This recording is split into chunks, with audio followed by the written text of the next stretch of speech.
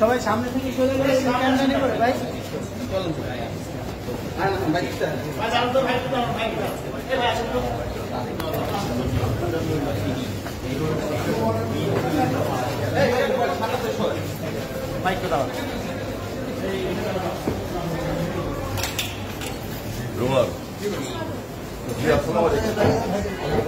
ভাই এত সামনে থেকে আসেন বেশি না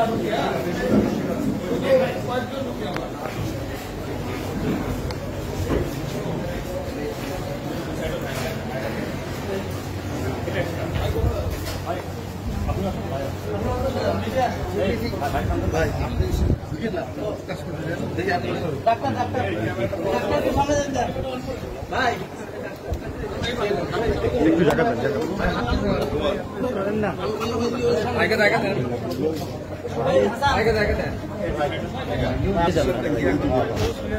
বাইটি পিছনে আসেন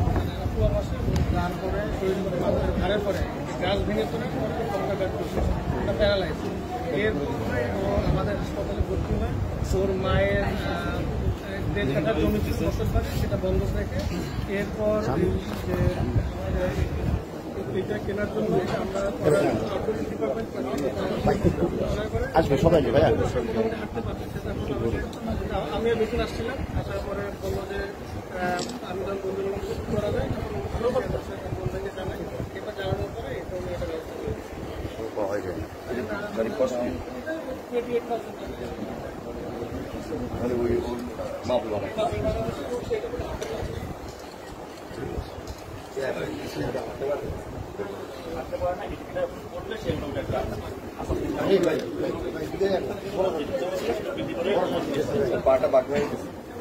এটা সামনে যাচ্ছেন কেন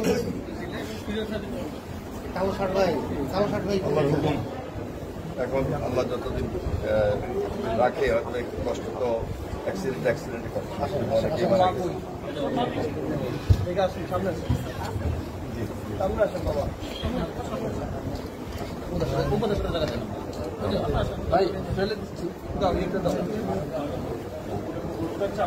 একটু আলগি দিন ভাই, একটু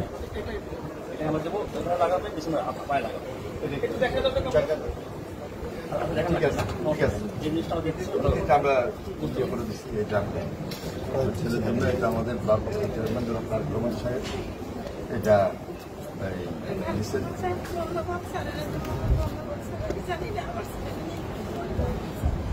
জি আপনি মা হিসেবে দোয়া করেন, বাকিটা আল্লাহ ডাক্তার সাহেবরা দেখতেছে, আমরাও খেয়াল রাখতেছি। আমাদের পর্যায় থেকে আমরা করবো এবং যেটা করছি যেটা আমাদের দায়িত্ব থেকে করছি আমরা। আপনার ছেলে মেয়ে কয়জন?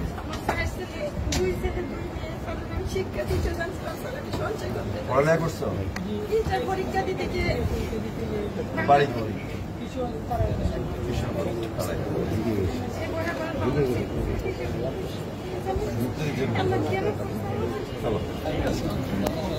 দুই চোখের সমস্যা আর ওই চোখে দূরে দেখা যায় না।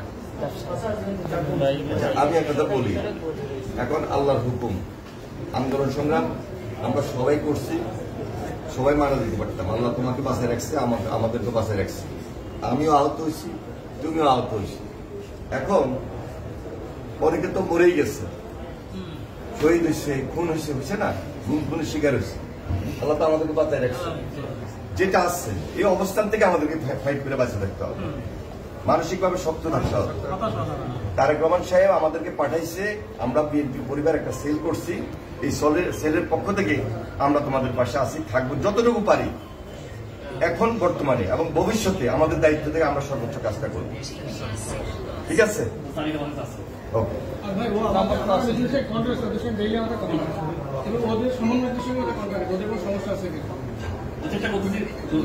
সরকারের নাই না, ঠিক আছে, আমাদের দায়িত্ব থেকে আমরা কাজ করতেছি। এখন তোমার এই খাওয়া দাওয়া করতে হবে, চোখে কত দেখতে পারবা না, এটা আল্লাহর উপরে ছেড়ে দাও। কিন্তু আল্লাহ বাঁচায় রাখছে, এই সুস্থ থাকতে হবে, মানুষ হিসেবে চেষ্টা করবে। ঠিক আছে, একটু ভাই খামটা ধরে না। হ্যাঁ ঠিক আছে, ধরা লাগবে না।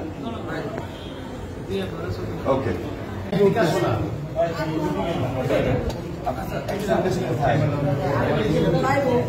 ভাই দেখা যাচ্ছে ভাই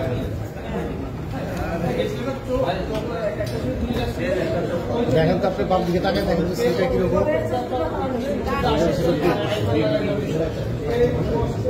আপনারা যদি মাথা ঢুকে দেন আমরা ছুটি নিব কিভাবে? শারীরিক ভাবে তো তার এই একেবারে ইয়ে হয়ে যাচ্ছে। তাই কালকে কোথায় মারছে? পুলিশও মারছে, আর্মিও মারছে, পরে হলো কি আপনার যে হাসপাতালে যে পরিবর্তন যারা স্টাফ ছিল তারাও সরকার করে এটা তো ভীষণ ধরনের সরকার করে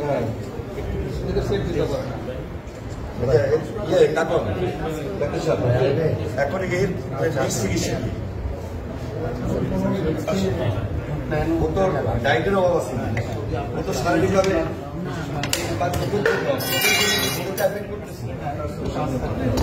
তো শারীরিকভাবে কিন্তু অনেক দুর্বল হয়ে গেছে। দেখেন ওয়েট কমে গেছে, অনেক ওয়েট কমে গেছে। হ্যাঁ তাতে এইভাবে হওয়ার কথা না।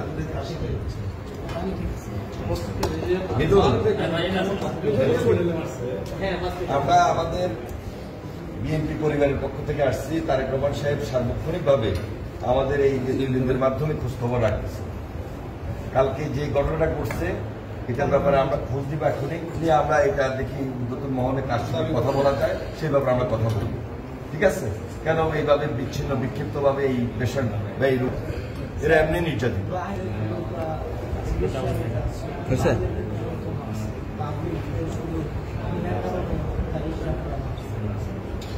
আমরা এটা দিলাম তোমার খাওয়া দাওয়া এগুলো মেনটেন করার জন্য। আর আমরা আমাদের এই যে লিস্ট সেই লিস্টের মধ্যে অন্তর্ভুক্ত রাখছি। বর্তমানেও আমরা চিকিৎসার যেটা দরকার সেটা আমরা পাশে থেকে প্রস্তুতি করাবো, আর সামনেও আমরা ইনশাল্লাহ কন্টিনিউ করবো। ভালো, ঠিক আছে।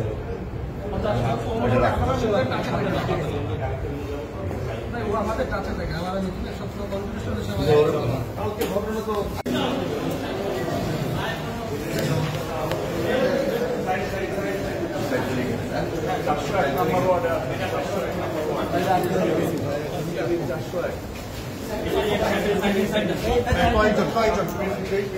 সবাইকে ঢুকে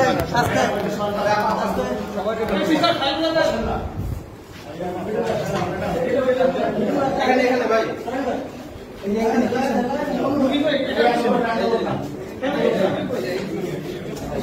ভাই আপনারা আউট মান যদি সরলে বেটার হবে। কিছু নেওয়া যেতেছে না, আউট মানুষের জন্য কিছু নেওয়া যেতেছে। এই ফাইলটাতে সিস্টার ফাইল কই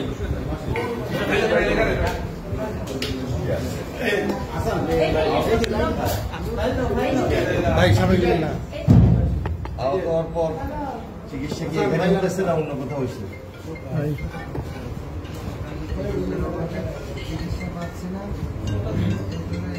ভাই মোবাইল ঢুকে গেছে, প্লিজ।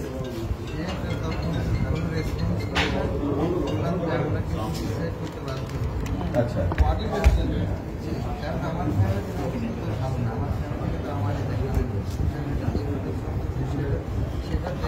ভাই একটু ক্যামেরাটা উঠাইলাম জাস্ট 6 সেকেন্ড। মোবাইলটা নাও না, এটা বলা যাবে না।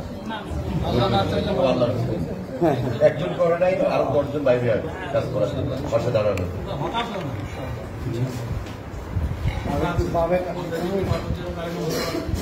এখন কথা হলো যে ডাক্তার এখন যে পজিশন নর্মাল গাইড চালু হয়ে গেছে, কথা বলে সুবিধার অবস্থা করে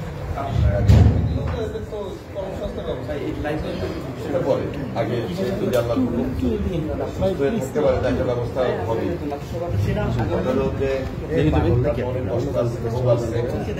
স্বীকার করার কোনো কেউ নাই। বাকিটা আমরা যতটুকু পারি আমাদের চেয়ারম্যান সাহেব, আমরা বিএনপি পরিবার তারা দায়িত্ব দিচ্ছে, আমরা সবাই মিলে এই দায়িত্ব নিয়েই এখানে আসছি, আমরা পাশে থেকে কাজ করছি।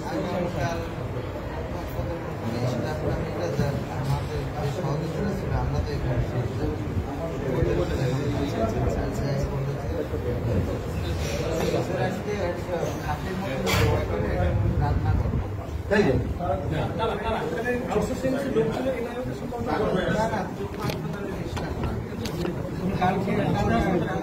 এবার থাকলে আমি চেয়ারটা বলবো।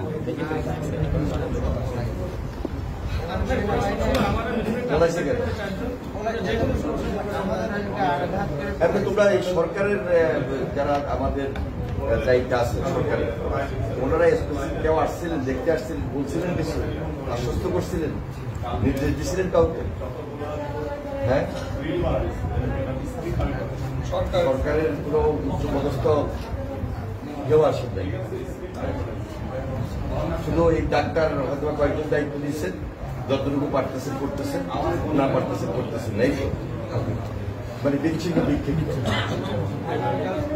তোমাদের কোনো লিস্ট আছে গভর্নমেন্টের খাতায়? তোমরা কোনো অনুদান পাইছো সেখানে? একটু মাথাটা একটু হালকা পিছিয়ে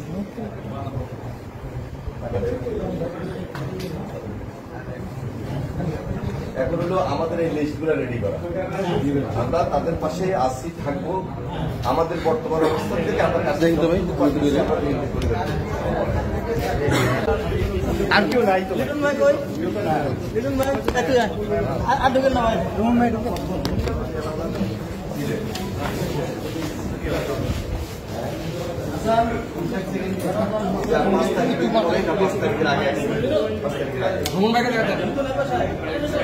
এখন তোমার চিকিৎসা কি মনে হচ্ছে? তোমার শরীরের সমস্যাটা কোথায়?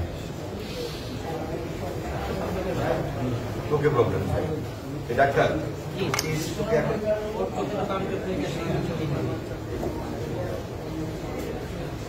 তুমি এই চোখে দেখতেছ? আলো দেখা যায়, হ্যাঁ, আর এই চোখে পুরো দেখতেছ, ওই চোখে, হ্যাঁ। একটা চোখের কারণে আরেকটা চোখ যদি অ্যাফেক্ট করে, তাহলে এখনই মানে একদম দ্রুত চিকিৎসা করে শেষ করতে হবে, হ্যাঁ, মানে তো বড় বিপদ পড়ে যাবে। যে বয়স, খাওয়া দাওয়া কি ঠিক করে খেতে পারছো? খাওয়া দাওয়া পাওয়া যায়? মুখে মুখে খাওয়া যাচ্ছে না কেন? মুখে খাওয়া যাবে না কেন?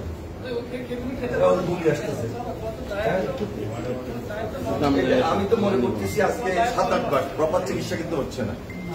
যেখানেই থাকুক, এখানে থাকুক আর অন্য কোথাও থাকুক, কারণ তার খুবই সমস্যা, অন্য কোথাও তো সমস্যা নেই।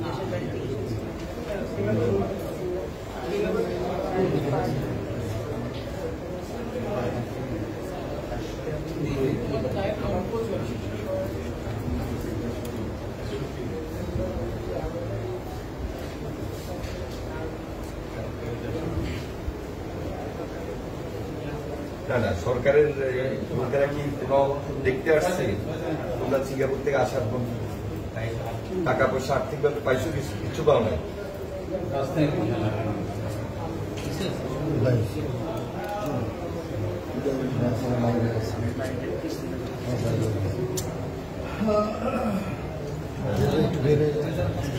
আচ্ছা, আমরা বিএনপি পরিবার তারেক রহমানের পক্ষ থেকে আসছি, সার্বক্ষণিক আমরা তোমাদের পাশে আছি এবং আল্লাহর হুকুম ভবিষ্যতে তোমাদের চিকিৎসা শেষ না হওয়া পর্যন্ত তোমাদের পরিবার বা তোমাদের পাশে থেকে আমরা সহায়তা করব, ঠিক আছে? আপাতত খাওয়া দাওয়া এগুলো মেনটেন করার জন্য এই আর্থিক টাকাটা, বাকিটা আমরা আমাদের লিস্টে নিচ্ছি, এটা আমরা আমাদের দায়িত্ব দিয়ে কাজ করবো, ঠিক আছে?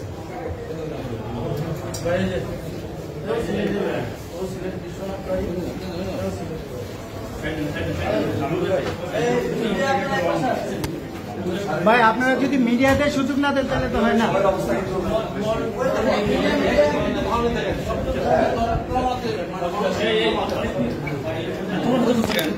মিডিয়াতে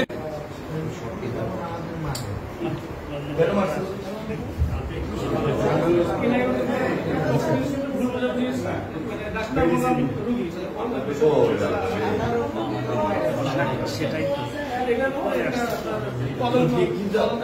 বিচ্ছিন্ন হলে যা হয় সবাই ভেবে সবার ঠিক আছে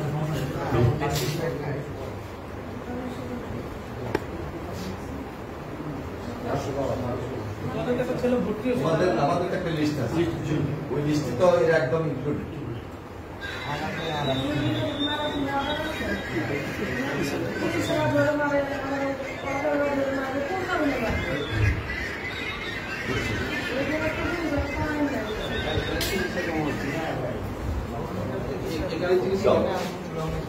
আমরা আপাতত একদিন সলিউশন করলাম। বাকিটা আমার মাসে থেকে এই মুহূর্তে বাকিটা যারা আমাদের সুযোগ দেয় ওইটা আমরা ধারাবাহিকভাবে মাথার সাথে ঠিক আছে বুঝতে রাখবো। হ্যাঁ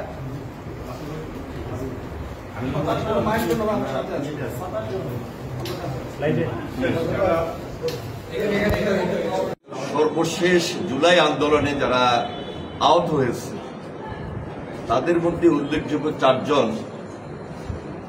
তারা দৃষ্টিশক্তি ফিরে পেতে খুব কষ্ট হচ্ছে, আদৌ পাবে কিনা আমরা সন্দিহান। এমত অবস্থায় ওদের খুব যৎসামান্য যে চিকিৎসা হয়েছে তারা কোনোভাবেই খুশি না, তাদের মধ্যে যথেষ্ট ক্ষোভ কষ্ট আমরা দেখতে পেলাম এবং আমরাও উপলব্ধি করেছি। আমরা এখানে আজকে দ্বিতীয়বারের মতো আমরা বিএনপি পরিবার উপস্থিত হয়েছি, তাদের পাশে দাঁড়িয়েছি। আমাদের ভারপ্রাপ্ত চেয়ারম্যান জনাব তারেক রহমান সরাসরি নির্দেশ দিয়েছেন, আমরা খোঁজখবর রেখেছি।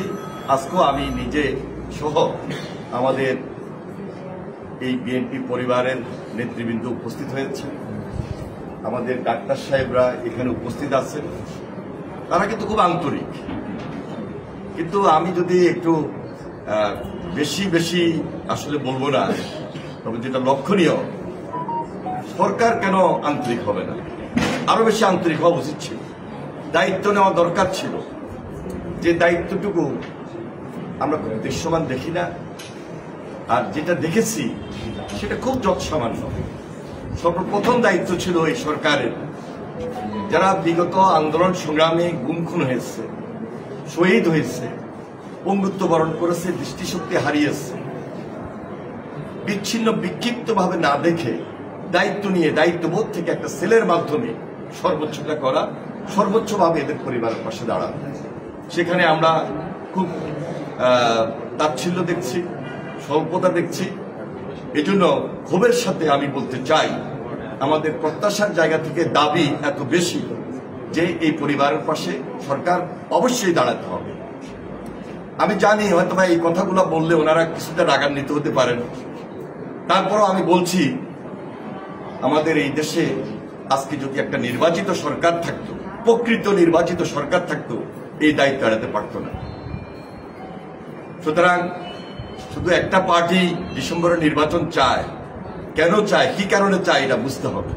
জনগণের স্বার্থে, দেশের স্বার্থে, জুলাই সর্বশেষ আন্দোলনের স্বার্থে বিগত 17 বছর আমরা যারা ত্যাগ স্বীকার করেছি, কষ্ট করেছি, যারা গুম হয়েছে, শহীদ হয়েছে, খুন হয়েছে, পঙ্গুত্ব বরণ করেছে, দৃষ্টিশক্তি হারিয়েছে, তাদের জন্য, দেশের জন্য, এই জন্য নির্বাচন চাই।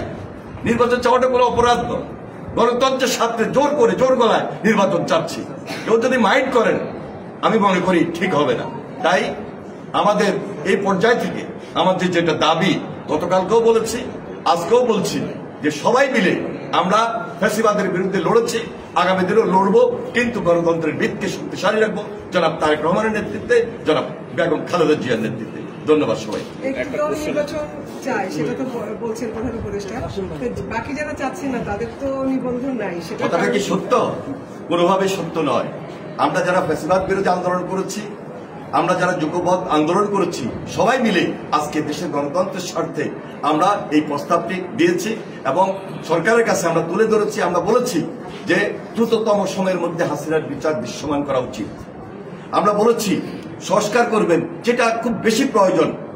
মৌলিক সমস্যার মধ্যে নির্বাচন সব দল চায়, শুধু একটা দল চায়, কথাটা ঠিক নয়। আর যারা চাচ্ছিল তাদের তো নিবন্ধনই নেই।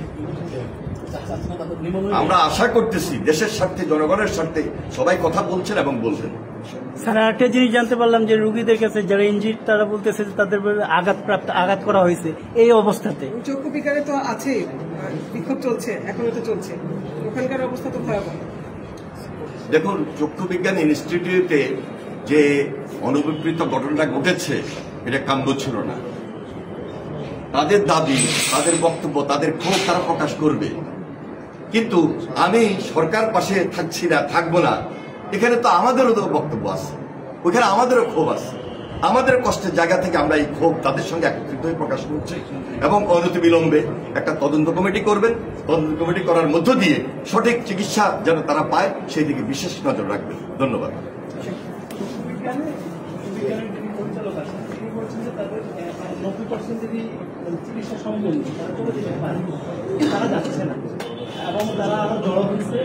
এই জন্য আমি বলছি যে একটা তদন্ত কমিটি যদি করা হয়, শুধু সরকারে যারা আছে তাদের মাধ্যমে তদন্ত কমিটি করলে তো রেজাল্ট খুব ভালো পাওয়া যাবে বলে আমি মনে করি না। এখানে একটা বিচার বিভাগীয় তদন্ত কমিটি হতে পারে এবং সরকারে যারা খুব নিরপেক্ষ দায়িত্বে আছেন তাদের পাশাপাশি দুই একজন নিরপেক্ষ ব্যক্তি যারা এই তদন্তকে সামনে রেখে প্রকৃত চিত্রটা তুলে ধরবেন এবং তাদের জন্য, তাদের প্রয়োজনে তাদের পাশে দাঁড়াবেন, তাদের পরিবারের পাশে দাঁড়াবেন, তাদের চিকিৎসা করবেন। সেই জন্য একটা সিদ্ধান্ত নিয়ে যদি সরকার তদন্ত কমিটি করে, আমার মনে হয় তারা বেনিফিট পাবে, আমরা লাভবান হব। অন্তর্বর্তী সরকার বলছে যে কথা বলে কি বুঝলেন কেন বিষ পান করবেন? অন্তর্বর্তী সরকার বলছে যে কেবল একটি দল নির্বাচন চায়, বাকিগুলো চায় না। এটা আমি বলেছি, বাকিটা আমাদের দলীয়গতভাবে আমাদের পার্টির মহাসচিব এবং আমাদের স্ট্যান্ডিং কমিটি যারা নীতি নির্ধারক তারা আপনাদের সামনে এই কথাগুলো তুলে ধরবেন। ধন্যবাদ। দৃষ্টিগোচর হয়েছে এবং সঙ্গে সঙ্গে উনি আমাদের পাঠিয়েছেন এবং রিজভি ভাই সহ আমরা ওই দিনই কিছু সময়ের মধ্যে এসেছি, তাদের সাথে কথা বলেছি, তাদের সান্ত্বনা দিয়েছি, কিন্তু তাদের আসলে প্রপারলি কাউন্সিলিং দরকার আমরা যেটা মনে করি, এবং সেটা সরকারের পক্ষ থেকে। এই সরকার তাদের রক্তের উপর প্রতিষ্ঠিত হয়েছে, তাদেরকেই আগে এগিয়ে আসতে হবে। কিন্তু আজকে অত্যন্ত দুঃখজনকভাবে কথা বলতে বাধ্য হচ্ছি, এই রোগীগুলো আমাদেরকে জানিয়েছে সরকারের পক্ষ থেকে অদ্যাবধি এখন পর্যন্ত কেউ তাদের ভালো মন্দর খোঁজ খবর নেয়নি। বরং গতকাল তারা যখন তাদের কথাগুলো বলতে গেছে জনতার কাছে, সাংবাদিকের কাছে, তাদের অধিকার আদায়ের জন্য, তখন তাদের উপর আক্রমণ করা হয়েছে। কারা কিভাবে আক্রমণ করেছে এটা আপনারা খোঁজ নিলে জানতে পারবেন, তাদের মুখেই জানতে পারবেন। আমাদের জনাব তারেক রহমান পাঠিয়েছেন, এর আগেও আমরা এটা নিয়ে আমরা যে বিএনপি পরিবার চতুর্থবার এখানে এই অনুদান অথবা তাদের খোঁজ খবর নিতে আসলাম। এছাড়াও সার্বক্ষণিক আমাদের যে সদস্য সচিব আছে কৃষিবিদ মুকসিদুল মমিন মিথুন, সার্বক্ষণিক তাদের কাছে মোবাইল নাম্বার দিয়ে রাখছে এবং খোঁজ খবর নিচ্ছে। আমাদের উপদেষ্টাগণ আছেন, রিজভি ভাই, আনি ভাই, মিল্লাত ভাই, আরো এখানে বকুল ভাই, এখানে কাসেম ভাই, সেলিম ভাই, তারা সব সময় তাদের জন্য কম বেশি অনুদান দিচ্ছে। আর সর্বশেষ কথা বলবো, এখানে আমরা বিএনপি পরিবার জনাব তারেক রহমান নির্দেশে ওনাদের পাশে আছি। ইনশাল্লাহ ভবিষ্যতে যদি বিএনপি কোন ভালো সময় পায় তাহলে আমরা ওদের যথাসাধ্য ব্যবস্থা নিব এবং তাদের পুনর্বাসনের ব্যবস্থা করব ইনশাল্লাহ। এখন আপনাদের সঙ্গে বক্তব্য রাখবেন আমাদের উপদেষ্টা আনি।